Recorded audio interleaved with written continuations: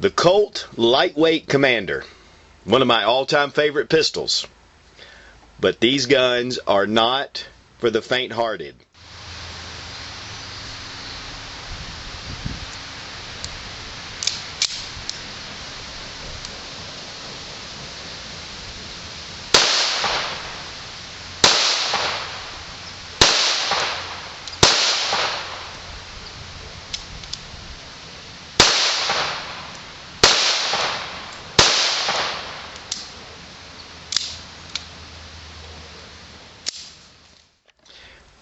After World War II, the U.S. military was looking for a sidearm to replace the old 1911 45s, and there were three requisites. One was that it needed to be a 9mm, that it needed to be less than 25 ounces, and less than 7 inches in length. So Colt, Browning, and Smith & Wesson entered their pistols. Now, none of these pistols were accepted, and the U.S. government continued to use the 1911 up until the late 80s.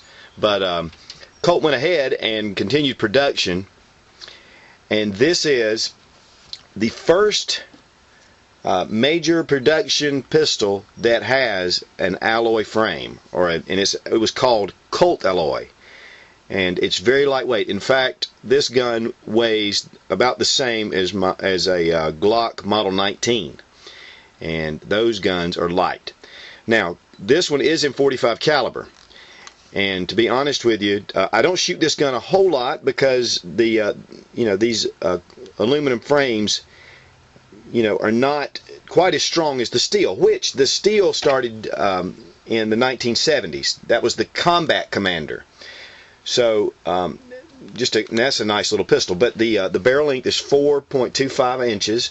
So it's a little shorter, a little more compact. Now, these guns did not come with the beaver tail. I added that because I really like the way that fits in my hand. But other than that, this is a stock pistol from the serial number, probably from the early 60s.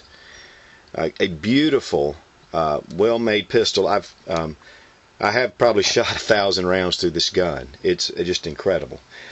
It can be finicky sometimes on, especially reloads. In fact, I'm going to have the shooting that I did in the video. I was using reloads, and I would have a slight malfunction, which I would clear quickly. But with the price of ammo right now, I'm holding back my good stuff.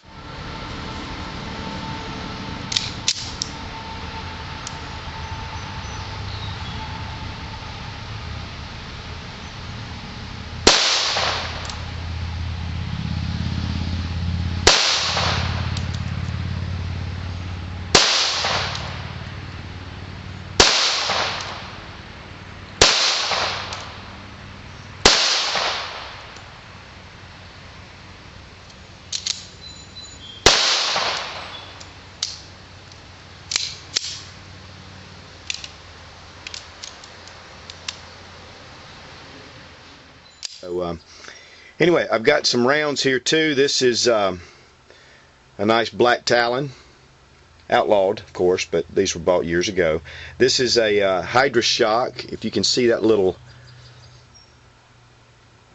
piece in the center, it's incredible. Now, this is the old ball Full Metal Jacket 230 grain military round. They all fall to ball, is the old saying. And then we have just a wad cutter, which is for target practice. And then here's just another semi-jacketed hollow point. And then we have the Winchester silver tip. That's an impressive looking round. But one thing about 45 or 9 or any of the real major calibers, they make so many different accessories and things that go with these guns. It's incredible. Alright, we're going to break down this pistol. I'm going to show you how to field strip it to clean it.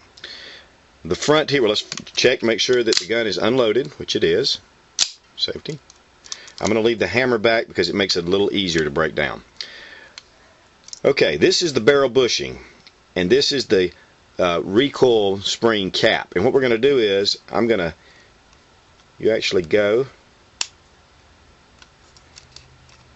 counterclockwise with this. Now, we pull this cap off.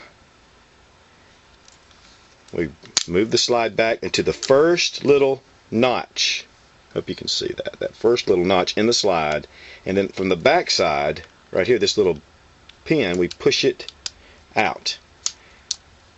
It comes. That's the slide stop. Okay. Now, just pull your whole slide forward. We're going to set this down. This is incredibly lightweight, just like a Glock.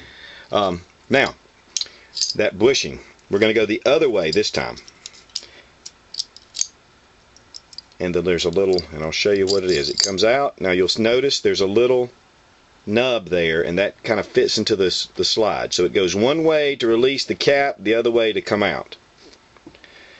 And then what we do is we're going to take out the recoil spring. It has a recoil spring guide right here, and that's the short one for the Commander, a little shorter than the 1911.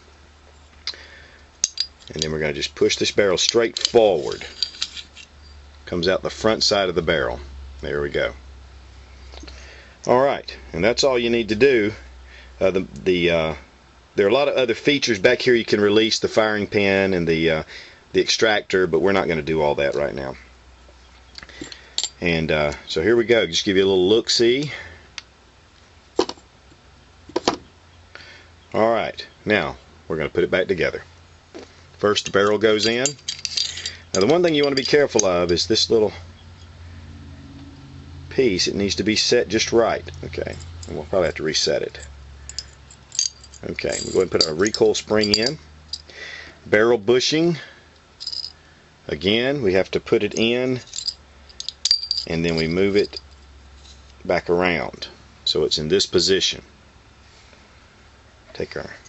Now we're going to wait and put our cap on in just a second. Slide the, going to make sure that you can see the hole right there. It's going to be important when you get this on.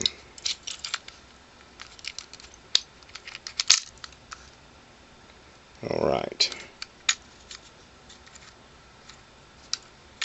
Now what let's do is, let's see. Okay, we're going to take our slide stop, push it right in,